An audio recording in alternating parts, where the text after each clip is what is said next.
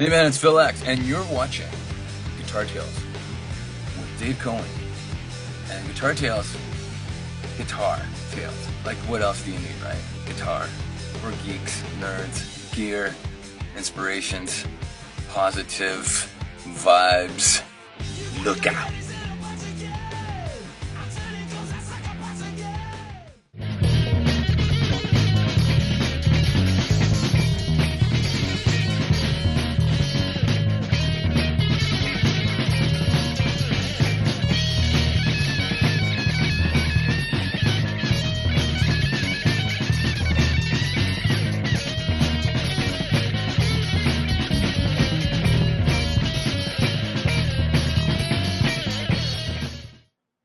So our guest would have to fly over the pond to enjoy the most amazing, delectable baked goods in the wonderful Asbury Park by our sponsor, Confections of a Rock Star.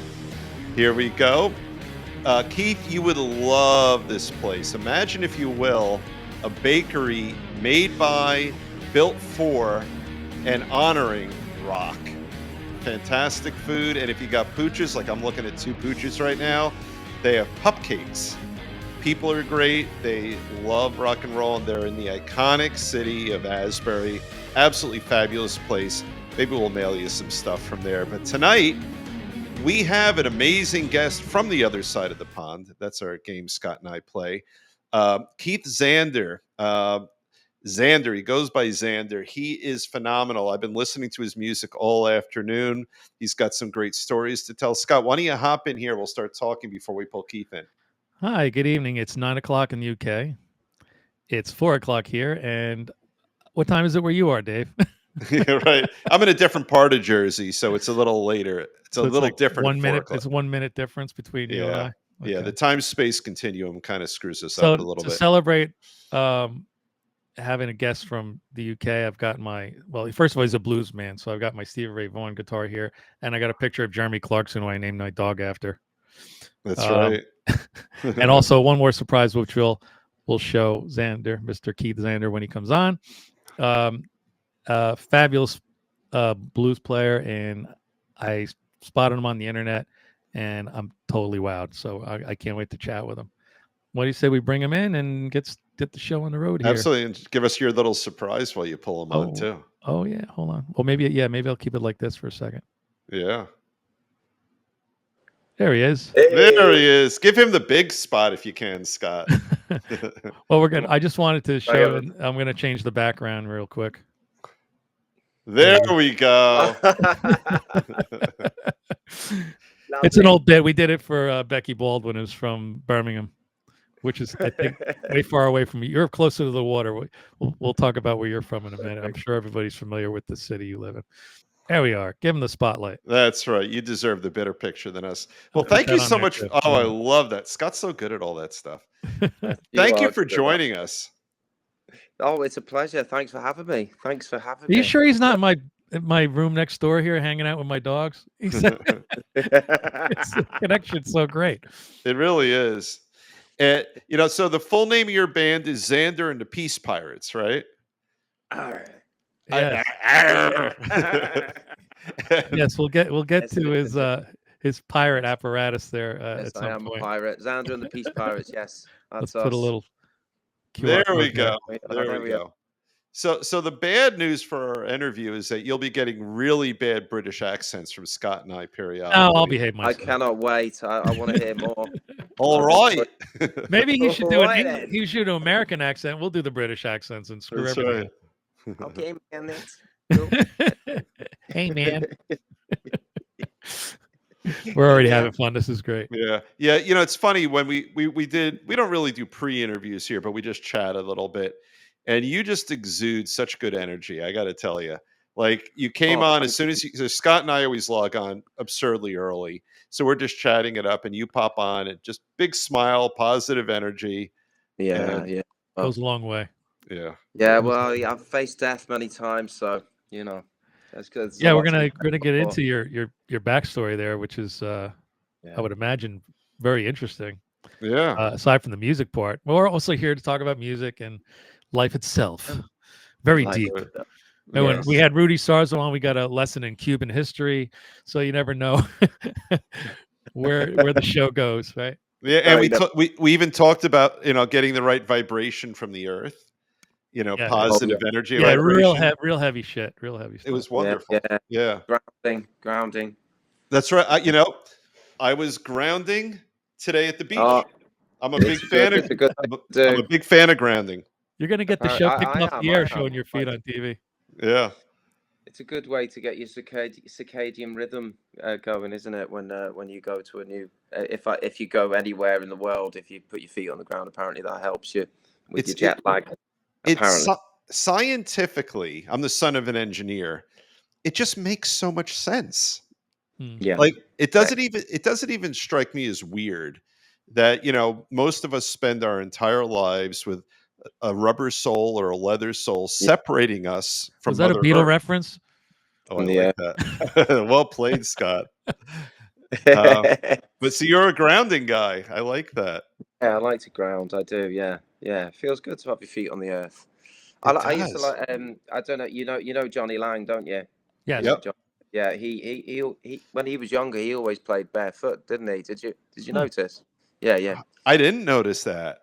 No, yeah. When he was really young, he didn't continue doing it, The only but yeah, barefoot guitar player I could think of is Dave Matthews for some reason. I don't know why that comes to mind. Dave Matthews. Yeah, yeah. Yeah, he's always got he doesn't own any shoes. Yeah. He's definitely not getting a Nike endorsement. Am I right? It doesn't wear any shoes ever. No, he's always got bare feet. He's like Fred Yeah. Flintstone. Fair enough. Fair That's enough. a good reference. He's like the Fred Flintstone of Hey. music.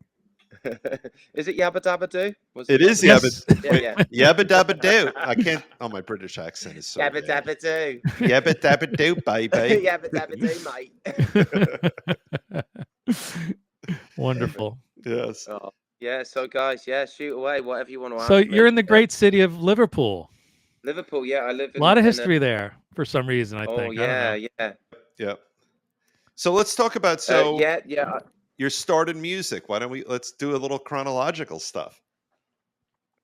So the beginning of my journey started when I was about 13, and I met a guitar teacher who showed me the possibility of playing guitar by putting a little bit of ruler in my hook at the time, and this was quite early on, and then I persevered with it for a while, and I wasn't really able to do it particularly well, and then I had a serious accident around the age of 15. Someone's ringing the bell. That's all right, my daughter will get it. It's not, We can't hear okay. anything.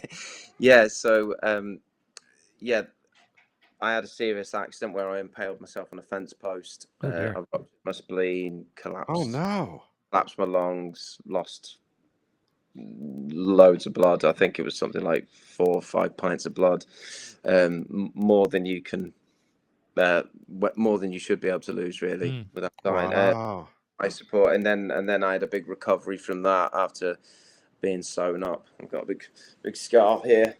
There Oh it boy. is. Battle scar.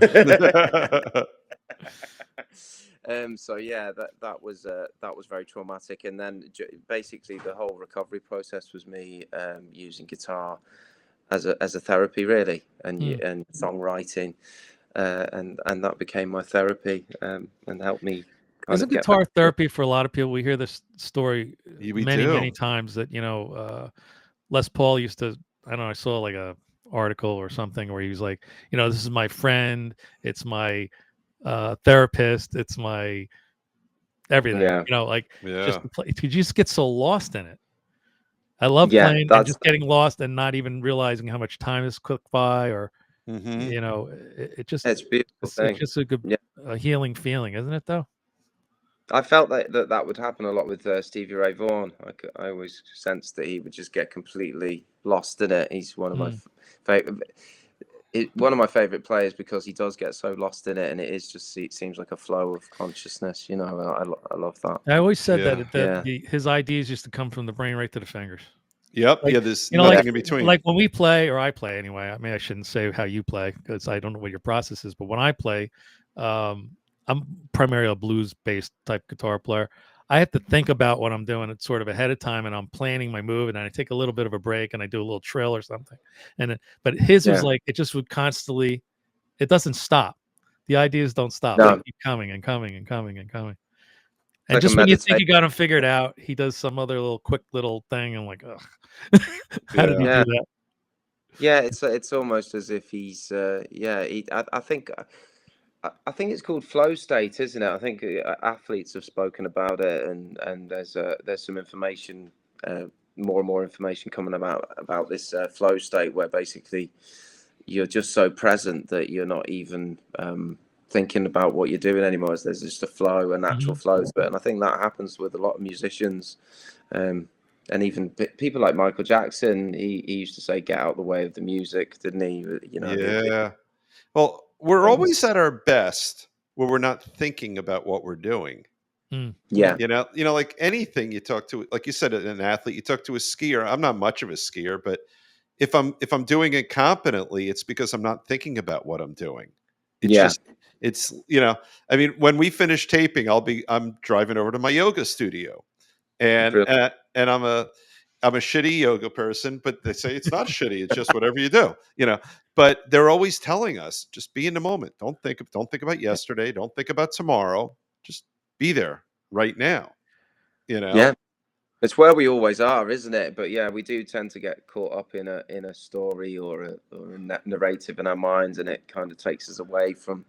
We're just absent, aren't we? A lot of the time. I think that's why it's good to have some sort of practice. I mean, I paint as well. I've been doing like little paintings and stuff. Very nice. I love it. I like messing around. Yeah, man, and I've got one of Jesus there, and yeah, I like to paint and do artwork, and I have some Bob Ross type paintings. That's my thing. I got into it very late. My uncle's an incredible artist, and he sent me a bunch of books in the mail. And he goes, "Well, here's how you paint, and when are you going to start painting?" I'm like, "I don't know how to paint." He goes, "It's in your DNA. Everybody knows how to paint. You're my nephew. You got to have some of that." You're an Engel. Engels art. Can paint. Yeah. So he sent me that, and I went downstairs for about an hour, and I came back with a painting. My wife is like, "You didn't just paint that in an hour. Are you kidding me?" It came out. It came out pretty good, and I'm like, Scott won't say he's very good. Scott is a very talented artist. He is. But I think it's fun with music a lot of the time. I do think that it's in there, even if people haven't tried. Somebody said if you could play music, you're probably a decent artist, even if you don't realize you are. Here, I did that one. See that one above me? That's one of my oils. Nice. It's from my green period, which is I only painted two things, and they were green, so I call it my green period. Right there. Oh, I love it. Oh, nice. So that's an oil. The way the green's coming out the black, that's so cool. Thank you. Thank you. Very nice. I wanted to get back for a second, because I play in a cover band, and sometimes we're on a little bit of automatic pilot because we've been doing the songs for so long, and that is a struggle for some guys. Me, because I'm sort of like ADHD, and like especially if they leave the TVs on the bar, I'm screwed. I'm like, who's winning a football game? Oh, I got to play a solo. Oh, now what's the score? What am I going to do? What am I going to eat when I get home? Too many distractions. I'm just like thinking about all these things instead of concentrating on what I'm supposed to be doing because it's so automatic. Focus. But I that's why I love about just getting together like a blues jam or something. It's a totally different, liberating, thing, and no jam is ever the same, right? But when you're playing the Who or whatever it is you're covering, it's pretty much got to be the same every time, right? Because that's what people expect. That's what's so great about jamming. Yeah, I love that freedom. It's cool. It's nice. I saw you, speaking of covers, I saw a video of you doing a Huey Lewis tune. Yeah. And you did such a great job, like the tone you pulled out of your guitar, the lead, it just sounded wonderful. Nice one, man. Yeah, that Strat's lovely. It was Mike's Strat that I borrowed for a while because my Strat had to go into to get serviced because it was it needed refretting and all kinds of things doing to it. But that was a lovely Strat. Lindy Freyland pickups. So shortly after that, when I got my Strat back, I got Lindy Freyland's put in it. But yeah, lovely. So what's the deal with those pickups? Are they sort of higher output type pickups, or? Yeah, they're just like high output, a bit it's sort of slightly sort of a bit like the Texas Specials, but Okay, that's what better. I assume that they might be, yeah, like sort of like Texas Specials are. Yeah, that kind of tone, yeah. But it's yeah, what a sound. I love Strats and tellies, and I haven't got a telly. I did used to have a telly, but unfortunately I sold it. It was a lovely candy apple red one that I was very Ooh. Well, selling, but like the loves of our lives, sometimes our guitars pass through our lives, don't they? They really do. And like, oh, I should have held on to that one. yeah, She was so great. Or he I was. had yeah. I always complain I Yeah. had a 68 Fender Coronado with a floating bridge that I sold for like $20. Ugh. Oh, Yeah. It Yeah. happens. Yeah. sad, but yeah, it happens. Yeah, I was a bit regretful of that, but never mind. What was it, Yeah. the bass Rudy Sarza was telling us about that he had once, and now it's worth $35,000 and he can't buy another one? He did say that. Yeah. Well, when he bought it in '68, it was dirt cheap, and then he was like, "Yeah, I think I'll pick up another one of those," and it was 35 grand. He's like, "Oh, forget that." Wow. Man, yeah. You had a non-strat in one of the videos. It almost looked like a destroyer-ish kind of guitar. I Oh, don't that's have a beautiful. Yeah, that's a beautiful guitar. It's a Daniels guitar made by a guy called Darren, and yeah, he came to one of our gigs and asked us to try them out, and then he's given us these guitars on long term loan, and it's called a Pugilist 59. I haven't got it with me, unfortunately. I left it in the rehearsal studio, but it's a beautiful that was guitar. it grabbed my attention, and I Yeah, don't have a still of it right in front of me, but I was watching your video and I thought that is just a good looking guitar, and it sounded great too. But the yeah, look, it's like it's more of a compressed destroyer, right? Like the top to bottom isn't quite as wide. exactly. Yeah, yeah. I mean, it's got a similar sort of tone to that a lot because I like Robin Ford, so it's got a bit of that to it as well. You know, sort of. I can't remember what the Fender he used to play. It was he used to play a Fender that would looked a bit like a 335. Do you know what it was called? I think they're very A expensive. Fender like that? It was a Fender, yeah, but it looked either like an artist or a 335. Oh, I Fender can't think Elite. of I that think one. it's called a Fender Elite or something like that. I am not familiar with that because that's so far I afield think when I we think of saw Fender. one once at a guitar Yeah, show or something. yeah, Yeah, they're Yeah. very expensive, but yeah, nice guitars. Um, but yeah, I love that guitar. It's sort of it's not many guitars that I really resonate with. I've obviously got my Strat, and I've had this one for years. This black Strat. that's a With, good looking one. I should mention that that's his video is backwards. I feel we forgot to switch it over before the show started. So he looks like a my left-handed video player. backwards. Yeah, it's no big Did deal. I switch Yeah. it around? You could switch it How do I around do now if that? you'd like. You could.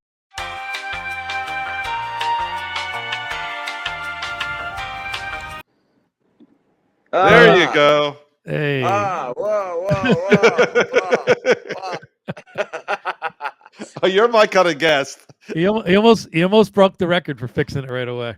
I was really worried when Ace Frehley's video is backwards. I'm like, there's no way he's gonna be able to. But he did. He figured He it did. out. He got it. Well, he's a technical guy. We He learned. is. Yeah, we Yeah. figured out after we did the interview that he knows how to use a soldering gun and everything. Yeah. Yeah. I just bought a guitar I'm trying to make smoke and shoot flames out of for Halloween. I'm working on that. I used to be a magician years ago when I was a teenager before I discovered you? women.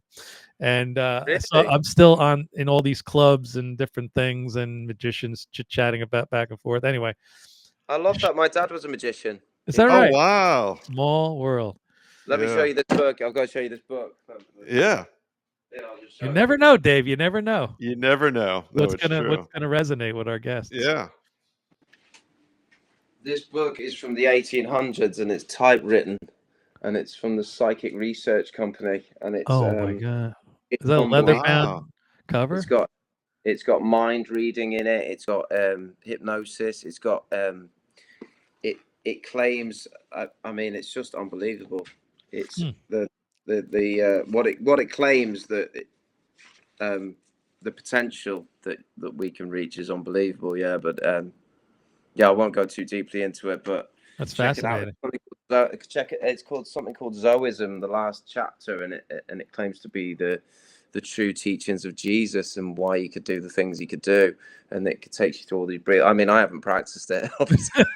That's neat stuff. Well, Yeah, you know, Listen, need we've to had heavy start. metal guys on here practicing witchcraft, so anything's possible. yeah. Well, I'm an Yes, Edgar but it's, Cayce. Are you an yeah, Edgar I mean, Casey guy? look at it, I mean, Oh, that's oh, wild. Edgar Casey, fascinating stuff. Yeah, Oh yeah, I'm a big fan yeah. of his. Yeah, Yeah, he's the most well documented clairvoyant ever. Literally, Hmm. you know, incredible. Yeah, yeah. All that stuff is, yeah. I knew you were going to mind- say yes to that question. I knew it. You probably are a believer in antediluvian culture, pre-flood culture, before Noah's flood, when we used to have civilizations. Well, if he's not, he's beforehand. going to write it down and look it up after the Oh show's yeah. over. Oh, wow. There's a guy that I was listening to a little while back called Alex Collier, and he talks about being in contact with Andromedans, and some of the stuff he talks about is just. I mean, he seems so matter of fact about Yeah. it. If usually you can tell when someone's lying. I don't know. There's something about they touch their nose, or there's something. Yeah. They look. Like, I'm a good guy. Oh, sorry. Yeah, but you can. I think you can tell, can't you? Yeah, Their you body can. language. You can. And this guy, Absolutely. yeah, check him out, Alex Collier, and talks about Andromedans and what's going on Earth and all this kind of stuff. But yeah, I mean, I'm not a conspiracy theorist, so I wouldn't go down that road. But there's definitely things going on that we don't understand. Or, Yeah, I'm a firm believer in that kind of stuff. And yeah. you have on your side of the pond, you have Graham Hancock. Graham Hancock, yes, He yeah, talks yeah. all about that stuff with his British accent and all that I can't do. The DMT experience. Have you looked into any of that stuff? No, I've been interested in doing a sweat hut, but I think I'm too old. I think I'll probably die if I did that. But I've been very intrigued by it. Do die in those sweat huts. Or an isolation tank. I've Oh, yeah, always been intrigued by Those that. are pretty cool. Yeah, my sister did that Yeah. once. She said Did it was she? really neat. Yeah, you're sort of just floating there. No sensory input at all. Yeah, kind of weird. Exactly. Like pure meditation. They've got one in Liverpool, here in Liverpool. We've got some float tanks. Yeah, I haven't tried it yet, but apparently it's an amazing You experience. know what'll happen to me? I'll get water in my ear and I'll have an double inner ear infection or something. That's what'll happen. But I got my smoking guitar. I didn't finish telling you my story. I got the smoking guitar idea by watching Penn and Teller. And on the Penn and Teller Foolish show, which is here in the United States, probably a broadcast overseas as well. They had this magician Shin Lin who does a lot of tricks with smoke and stuff. So he had this smoke coming out of his hands, and I went, I wonder what that apparatus is, and can I put it in my guitar and make it smoke? And the answer is yes. So yeah. So if you look up magic tricks, smoking magic trick kids, you can make your guitar smoke like Ace Frehley. Oh, that's pretty cool. Wow. And shoot fire. Love to see it. Which I'm working on now with trying not to burn the house down. It's just way too hot here in New Jersey to test out firing the guns outside. It's been like it's been a bit like winter. Well, not winter, but like kind of like autumn here. It's strange. Oh, really? Yeah. I mean, today's been nice and warm, but yeah, it's been strange weather. Lots of rain and quite autumny. Really strange. Yeah, the changes. We've been in a massive heat wave here in the eastern United States for what, Dave? Like 4 or 5 weeks now. I think it's like 3 years. Like 3 years, yeah. Yeah. Extremely warm. Yeah.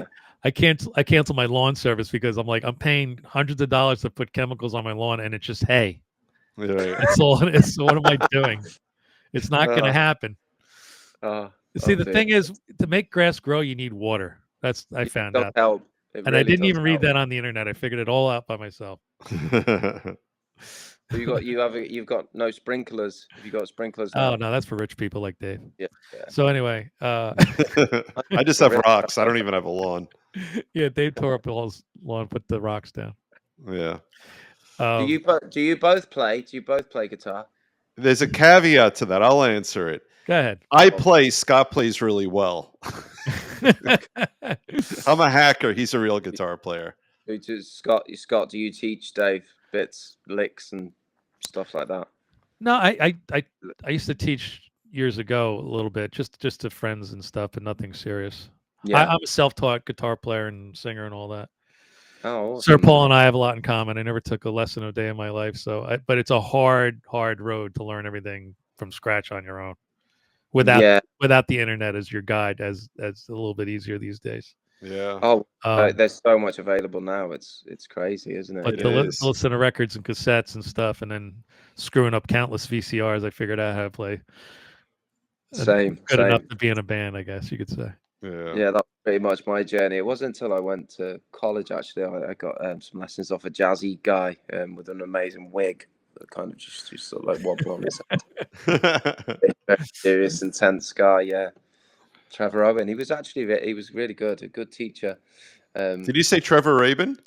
Trevor Owen, his name was. Oh, I thought you took lessons from Trevor Rabin. No, Okay. not Trevor Rabin doesn't have a wig, does he? He might. I The don't world know. may never know. Yeah. You never know. So you're No, in you can tell. college. You're getting more serious at that point about guitar, right? Yeah, when I got to college, because I did a diploma in jazz and commercial music, so I learned a little bit. That's when I started getting quite into Robin Ford because I like the crossover sound of Right. that sort of slight jazz influence and some chromaticism and key changes and playing through the changes. And so I tried to incorporate a bit of that in my playing. You know, a little bit of melodic kind of cool improvisation. Is that when you decided to become like? How young were you when you thought, "All right, will be my profession," as opposed to this will be my avocation? I think I was obsessed with guitars from the minute that I saw one. So when I was about 4 or 5 years old, I remember seeing a guitar and just being completely, I don't know, obsessed. I loved looking at them. And then when I got my first guitar, my first proper guitar, which was like a red Strat, I just used to put it on the bed and just look at it, and I just loved it. Yeah, used to sleep with Yeah. it. That's I Yeah, get just that. Like, fell in love with it. yeah. So Yeah. so you knew early on that come hell or high water, this would be what you did for a living, not just something you did for fun. Yeah, I mean, I toyed with architecture. I did architecture for a while, but I just got bored, and I was just Yeah. thinking about music while I was sitting in this office, drawing nice pictures of buildings and plans. But yeah, I just it wasn't for me, and the music just seemed to just keep calling me. I think it chooses you, music. I'm not sure. Yeah. It just call you, doesn't it? But It's that one aha moment that you had when you heard a certain piece of music and you said, "Oh wow, I want to be just like that guy." I think it was when I saw Jimi Hendrix playing at Woodstock. I think there was something about that gig where he's just jamming at the end and just how expressive he was on the instrument. Mhm. It just blew my mind. And I loved all the Woodstock stuff. I think I was watching Mm. Carlos Santana, tripping on acid. Yeah. Yeah. He goes. Like those buck teeth come out, and he's Yeah. kicking ass. Yeah. Yeah, we I found love out later the whole band was like on acid or something. I can't even remember what the hell it is. I don't know. That I Weird. don't know. I know, but speaking of acid, Oh, I think want to hear. I can't wait to hear this segue, yeah, ladies and gentlemen. ladies and gentlemen. No. So I think Jimmy put hits of blotter inside of his headband so that it would slowly leach into his skin, and that's how he did his acid when he played. I think. So, it was something like that, wasn't it? Yeah. if only there was something on the computer or your phone where you could look it up. I mean, I But can look it up if the you World want. Wide Web, that Want crazy me to look thing. it up for you? but I You want think to that look up how did Jimmy take acid? yeah, that's I think he did. He took liquid. He took it liquid, didn't he? He was taking extreme amounts. he was, Um, yeah. And that might have just yeah, been one of his delivery systems, but yeah. But yeah, that yeah, he's a guy like, what you and Scott were talking about. If a sound entered his head, it exited his guitar and there was nothing in yeah, between. yeah, Good Like way to put it. Yeah. yeah, like it there was nothing, there was no regulator. It just he thought it, we heard it, you know. yeah, yeah. Similar to Stevie Ray Vaughan. I mean, they get likened to each other, don't they? But I They think Yeah. do. because obviously they both play the Strats and they have a similar tone, but they're not really alike. But they're the No. same. It's that Well, same flow, isn't it? Yeah. Stevie was never really trippy like No. Jimmy was. He was sort of more literal Yeah. and more, rockabilly-ish and Yeah. Yeah. you Real know. Texas blues. It's a completely different thing, really. There's an interview where someone asks him, doesn't it? Uh, what do you think of Jimi Hendrix? And he goes, well, I think he says something like, well, I'm me, and that's Jimi Hendrix. Yeah. Oh, Yeah. it does Jimmy that. wasn't funky like he was able to be funky, but he wasn't really funky like Stevie was. No, Yeah. I think we talked about this on another blues show, and the guest made a good point. I think it was Anthony Gomes who said that he might have used the Hendrix stuff in his act, right? And because it was done so well, Yeah. Third Rock from the Sun, of course, from Massive Blank here. I'm going to edit this out. Oh, keep it in. Keep it in. Buddha Child. So he did those songs so well that he became sort of synonymous with the Eddie. Oh my Yeah. goodness, Jimi Hendrix. Eddie's a whole other story. Yeah. So did you say Jimi Hendrix? Jimi Hendrix, yeah. Yeah. He he kind of got forever sort of connected to Jimi Hendrix until he found his own Voice. way Yeah. and his own Yeah. voice. Yeah. Yeah. I mean, there's clearly an influence there, isn't there? But yeah, they're both unique in their own right, aren't they? But Well, when you well, look no, at it's fine. video of young Jimi Hendrix, you just go, he's just so original. Yeah. Like if you listen to guitar music before Jimi Hendrix, you kind of, even if you get the really great guitar heroes of the day, if you look at an old Les Paul video, he's not doing anything like Jimi Hendrix. It's not even anywhere near, Yeah. right? It's a Yeah. completely different way to play guitar. Yeah, completely. Yeah, I also one of my other favorite guitarists growing up early on. I loved Gary Moore. I thought Gary Moore was Yeah. such a passionate player. I loved Gary Moore. Yeah, he was a big influence as well. I like when he went sort of exclusively blues, towards the end there. Yeah, it was sort of like heavy metal blues or something. It was pretty unique. That's beautiful. And what was the Blues for Greenie that he did? The Peter Green, because he played Peter Green's old guitar for a while, didn't he? Is that right? He did. Yeah. Yeah. For a while. And he went Les Paul instead of Stratty. I mean, he had played Strats in the past, but then pretty much he was just all about the Les Paul. Really, really loud heavy metal. Because I knew Albert Collins, and Albert did a couple of concerts with him or a couple of videos, and he goes, his guitar was so impossibly loud, he could hardly hear himself, and he just said he's a rock blues aficionado. But he played so loudly that just touching a guitar would even make Albert go, "Oh my God, you gonna play that thing? How can you tame it?" Right? Like we were talking about another show. I saw an interview with Clapton talking about Stevie Ray Vaughan and saying, it was basically unbearable. It was so loud, but then eventually got used to it, and then obviously he could actually listen to it and was blown away. But yeah. But I think what the volume thing, it's more about driving the valves, isn't it? I think there's this sort of belief that it sounds better. Are you a traditionalist? What am I trying to say? I'm having trouble with my mouth today. Pork chops and applesauce. Yeah. It's like the Brady Bunch in here.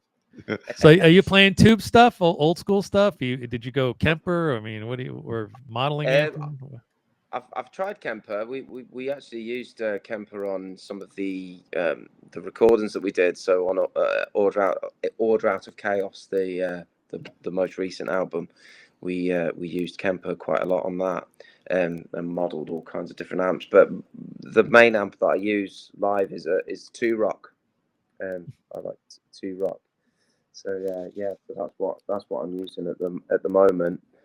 If you got a bunch of stomp boxes and all that stuff, or you so I got a box of rock and a tone king sort of pedal that Mike built, our other guitarist. It's based on a Tone King pedal, So yeah, that's they're both really nice, and I use the Tone King more as a slight boost, a crunch boost, and then the Box of Rock as a sort of like more of a So pretty basic by just most basic. standards, I guess, right? Yeah. Yeah, and then that's just going through like a Line 6 Helix for other effects, like I mean, it works, and it sounds really great. yeah, It but really does. yeah. So just delays and rotary type sounds and choruses and some big because I do a lot of the big swept chords for the choruses with big loads of reverb and Right. distortion.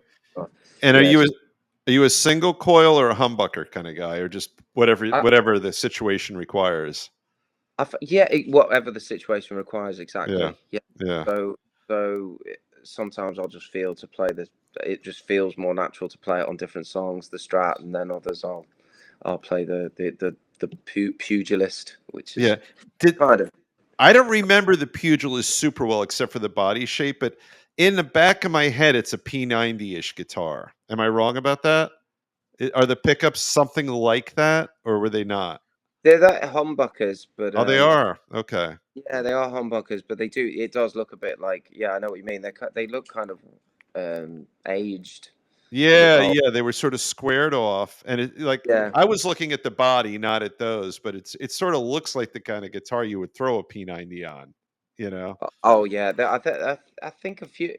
He did have ones with a similar shape, with P90s on, and they were really nice as well. Yeah, they And sound good. there was one a green one that I tried out that I really liked. Yeah, there's some And P90s. but it could mix between single coil and oh, nice. Hmm. Yeah, man. So Yeah. but yeah, check out Daniel's guitars. They're brilliant. Oh, such a gorgeous We'll drop a guitar. link or a picture on the Yeah, post drop it. production Yeah, side. yeah. Is there anything you need to do to your guitar with your style playing and your arm the way it is? Do you need heavier strings, or do you have to have the action high, or anything like that? Do you have to make any alterations to accommodate yourself? Not really. No. I play just as you would with two hands. Really, I'm just playing. This is how I'm playing. I can give you a little. Yeah, let's hear a little. I'm just playing literally just like normal, but just with a pick in a hook and.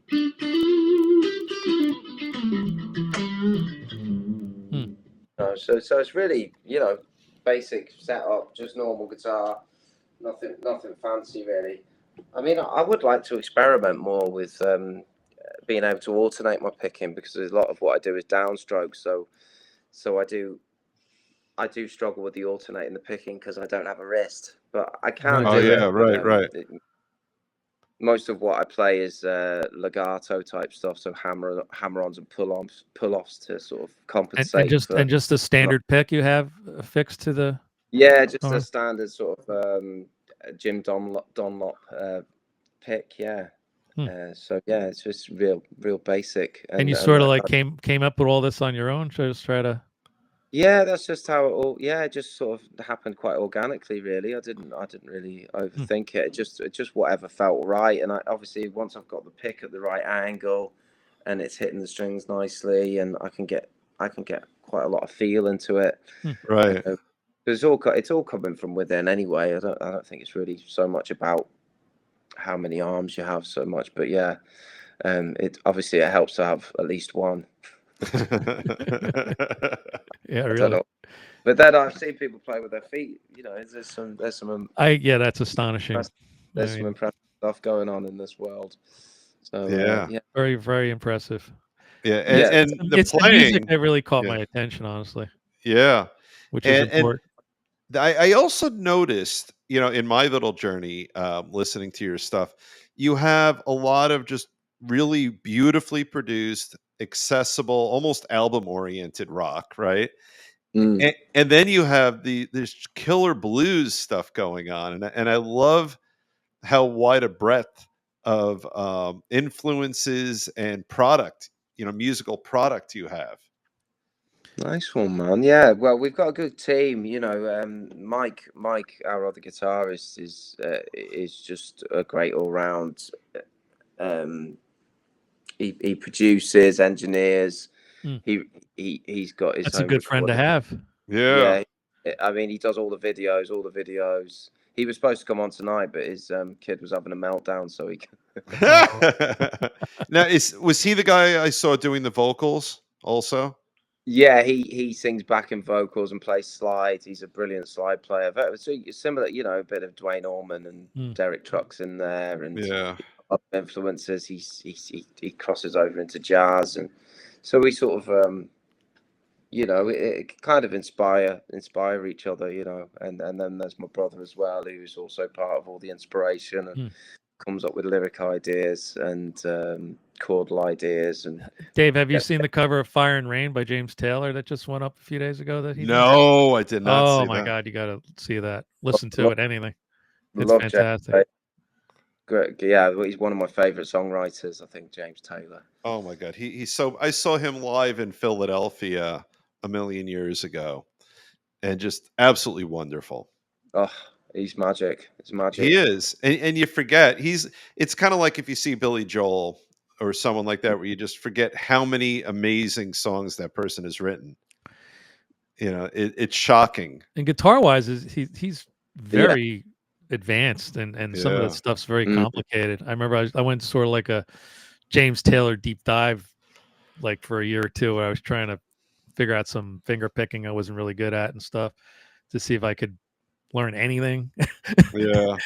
Even 0.12% of what he was up to, just so I could add it to my repertoire. And I was just really began to appreciate what he was doing. Complicated on guitar enough, and then singing on top of playing that difficult stuff. Because pretty great. The Bob Dylans of the world have sort of led us to think that the singer-songwriter is doing rudimentary guitar. And James Taylor, and that might be unfair of me to say about Mr. Dylan, but I think it might be very fair. But James Taylor does not follow that mold at all. No. There's a great I think he did I'm not sure if he did a whole album, but with Michael Brecker, the sax player. Yeah. Right. Oh, it's beautiful. And there's a version of "Don't Let Me Be Lonely Tonight." He's singing. His singing is beautiful. I think he's got a beautiful voice as well. It's. I mean, it's aged really well too. Mm-hmm. It's like getting better with age.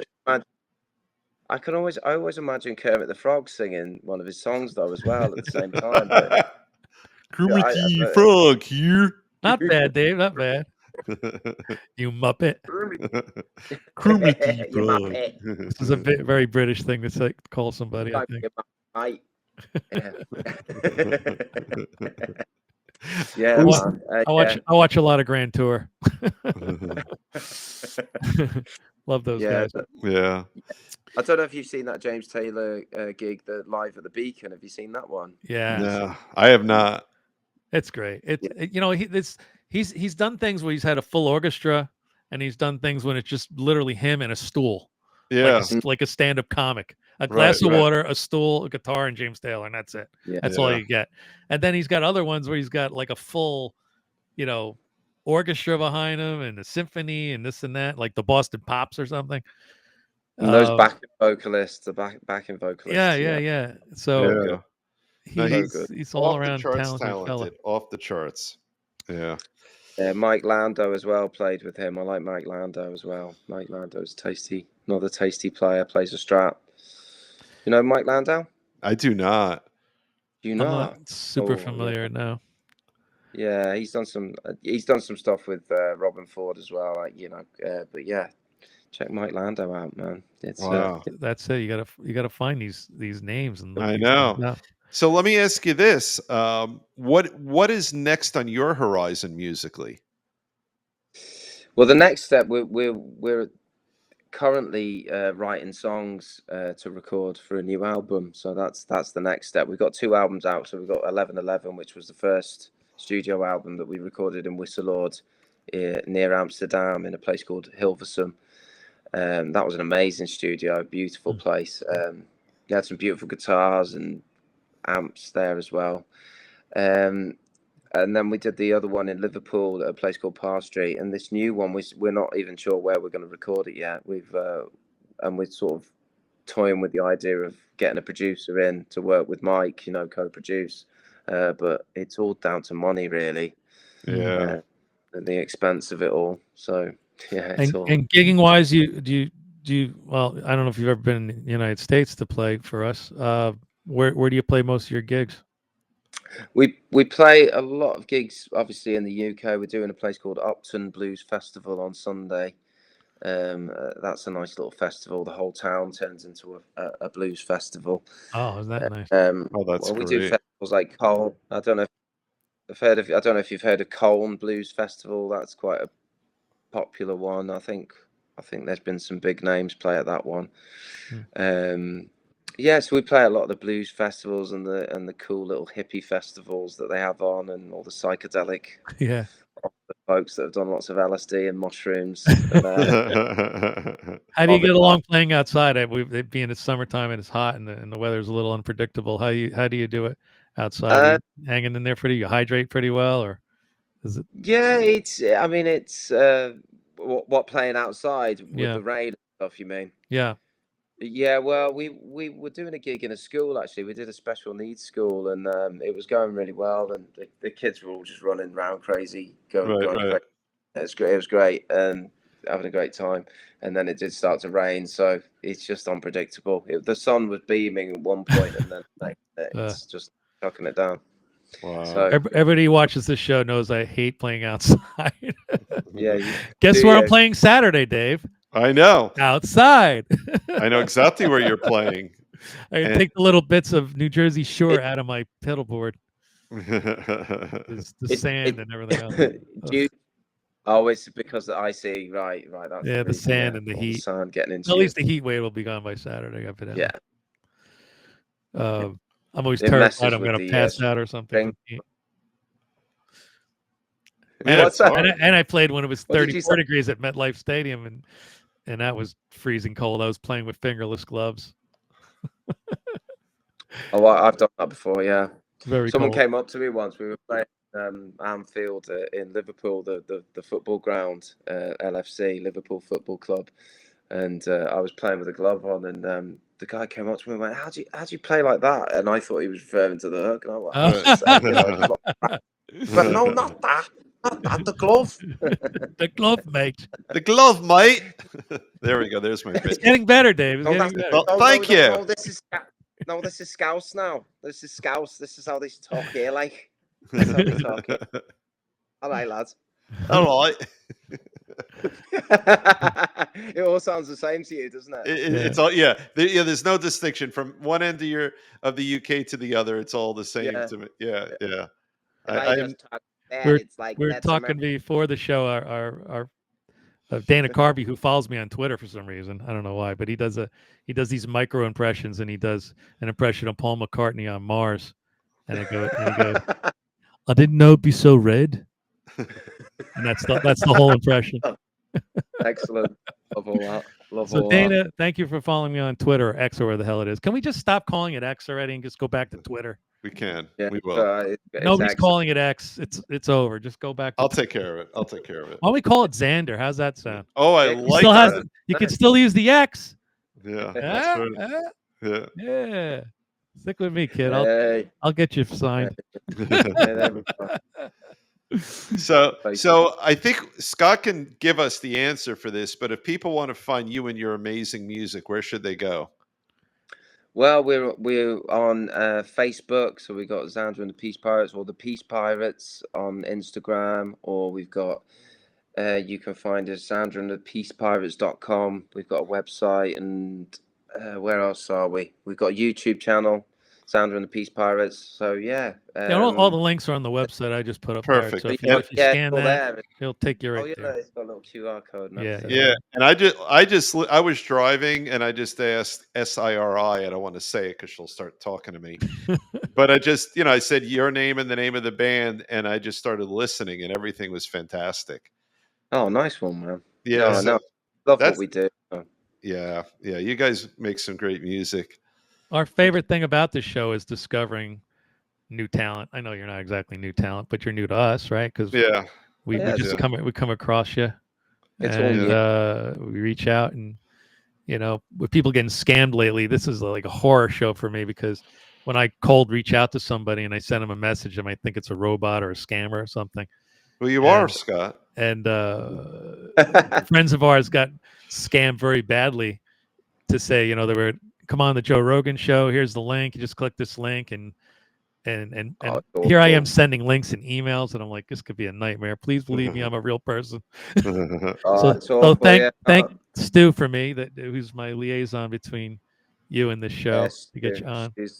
She's a good one. It's a shame he couldn't come on. He's a funny chap. He amuse you. He's got a very deep voice. Oh, I like that. It's great. It's great. Yeah, he plays acoustic in the band, and we've been writing. It all started with us, me and my brother Stu. So that's how it all started off. We started off being Xander and the Smoke Pockets, because we were smoking weed at the time. There you go. And there was this thing where like a little bit of smoke puffed up my mouth. And I was like, what's that? And we started calling it a smoke pocket. So we were Xander from the Smoke. I like that name. That's a good name. Well, the name of my cover band is called the Smoking Jackets, so maybe we could do a collaboration, if you will. Kind of collaboration. Yeah. Thank you, Dave. Yeah. Dave, why don't I just move my mouth and you put the words in it, because I'm a dodo brain today. I don't know what the hell's going on. That's all right. It's usually me. So I've been on vacation all week. I probably have Dame Bramage. Yeah, you've probably got that. Yeah. I caught that, Scott. That was good. Thank you. Yeah. Well, this was wonderful. Awesome. Yeah. And as is always the case, we're over 50 minutes, and it felt like it was 5. Yeah. Just like that. Yeah, guys, it's lovely to chat to you. You've got great energy, guys. You're good, very positive. I mean, as are you. I find this with a lot of Americans, though, especially. They're very positive, uplifting spirits. We have to be. You have to be. Yeah, of course you do. Yeah, it's a nightmare over there. People taking shots at our leaders over here. Yeah, that's right. I know. So we're not doing much better, really. Yeah. So I have another cool QR code, especially for this show, which is a new feature here at the Restream Noise Network Studios. I want to tell you that we have a new mug for sale. Looks like this. I just bought my first. Has "Life is short, buy the guitar," and on the other side it has the Guitar Tales logo. Let me see that. So there's the logo on that side, and on this side you got "Life is short." Oh, lovely. Guitar. And this is the two guitars cross, the Strat and the Les Paul, but there's one just for Strat guys, one for Les Paul guys, and we're gonna do a bass guitar one because I promised Rudy Sarzo I would do that. And yeah, it's a really they really came out nice. So you can order those from a merch store. A bunch of other things are there too, shirts and hoodies and this and that.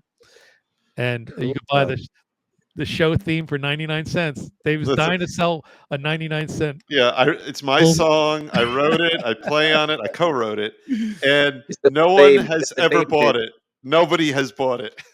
Please, somebody spend 99 cents so I can say that I've sold my music. Yeah, it's Dave's garage band, and they recorded it on a Tascam 4-track or something, and we use that. Fostex. So that we won't, we don't have to pay royalties. Or do I? Do I owe you a bunch of money for using that song every week? You might. If you can send us a backing track, we'll do a little demo. And my song "Man Overboard," which I came in third place. Yeah, Scott's song is a good song. Yeah. Which I just had remastered with AI, and it came out much better for some reason somehow. Well, as a goof, I ran an old Tascam recording through an AI thing, and the song sounds like 4% better than it did before. There you go. The AI stuff's incredible, isn't it? Yeah, it's a whole nother. Yeah. Whole nother thing. Mind blowing. I think it's both amazing and kind of terrifying. Yeah. We do use AI for the show because I make a lot of the clips with AI. AI takes the full show and busts it up into little 1-minute bits that we can put on, because everybody has a short attention span these days. And so it picks the best content from the show, which used to take me hours to isolate, me screwing up talking and different funny bits like that, or something interesting that Dave says, or Dave drinking water. At least I didn't gurgle like I usually do. Is there any AI? I don't know whether there's any AI programs that do lead guitar. Is there anything like that? No, but you can write songs with AI. It takes about 3 minutes. You just type in what you want the song to be about, what kind of style, and in a few minutes you get a whole song. I was blowing up Dave's phone. We were talking about this a couple of shows ago with Dave. Dave burnt himself cooking. And I made up. Well, the AI made up a whole blues song about him burning his nose, which I did. Yeah, it's ridiculous. You burn your nose. Yeah. How did you burn your nose? So I could do the flip. You know, if I'm pan frying something, and I thought it would be really tasty if I use lots of olive oil and lots of butter. And it didn't occur to me that when you flip it and it comes down, it might splash. And it splashed me right in the face. Sorry for laughing at you. Oh no, self-inflicted wound. Right in the splash zone. Yep. I burned my wrist on a frying pan yesterday. I don't know what's going on around here with this show. Look at that. Yeah, like that is pretty bad. Looks like I tried to do myself in. Yeah. But I could still play the guitar. Can't talk, but I could play the guitar still. There you go. You've been on vacation. Yeah, that's right. So why don't we, to end the show, let's bring in our friends Ryan Spencer Cook and Jeremy Asbrock, who been supporting Ace Frehley in his summer tour. They did a little funny video for us before their show at Mohegan Sun, and that's how I'll wrap up the show. Anything else, fellas? Nope, but this is wonderful. Thank you so much. Oh, guys, it's an absolute pleasure. Thank you so much for having us on. It's been a joy.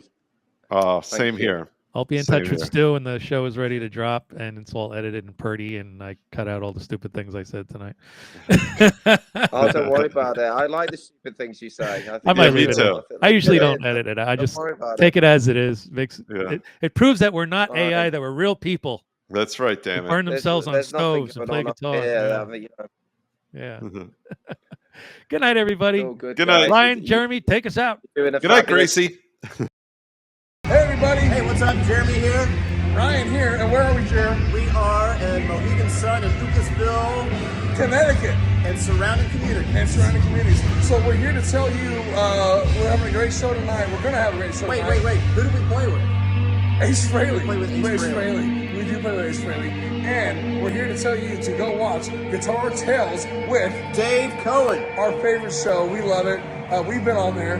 It's a good time. Those guys are good. A lawyer and a pharmacist. You know what that means? They got way more money than us. They sure do. Don't be in a band. Be a pharmacist or a lawyer. We love you guys. Bye. See ya.